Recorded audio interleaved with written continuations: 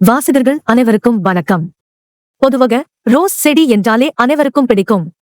ஆண்கள் முதல் பெண்கள் வரை ரோஜா பூவை வீட்டில் வளர்த்து ரசிப்பார்கள். ஆனால் ஒரு சில காரணங்களினால் ரோஜா செடியில் பூக்கள் பூக்காமல் இருக்கும். எனவே உங்களுக்கு பயனுள்ள வகையில் இப்பதிவில் ரோஜா செடியில் அதிகம் பூக்கள் பூக்க என்ன செய்ய வேண்டும் என்பதை பின்வருமாறு கொடுத்துள்ளோம். ரோஸ் செடியில் பூக்கள் அதிகம் பூக்க என்ன செய்வது? அப்போ இந்த டிப்ஸ் உங்களுக்கு பயனுள்ளதாக இருக்கும். கண்டிப்பா இந்த டிப்ஸை நீங்கள் உங்கள் ரோஸ் செடிக்கு ஒரு முறை செய்து பார்த்தால் போதும். அப்புறம் நீங்க கடைக்கு சென்று ரோஸ் பூ வாங்க வேண்டிய அவசியமே இருக்காது. உங்கள் ரோஸ் செடியில் ரோஸ் பிளான்ட் அதிக பூக்கள் பூத்து குலுங்கும். சரி, வாங்க நம் வீட்டு ரோஸ் செடியில் பூக்கள் அதிகம் பூக்க என்ன செய்வது என்று பார்ப்போம். ரோஸ் செடியை ரோஸ் பிளான்ட் பூத்து குலுங்க வைப்பதற்கு இயற்கை டானிக்கை தான் செய்ய போகிறோம். இதற்கு தேவையான பொருட்கள் என்னென்ன, எப்படி தயாரிப்பது என்பதை இப்போது நாம் காண்போம்.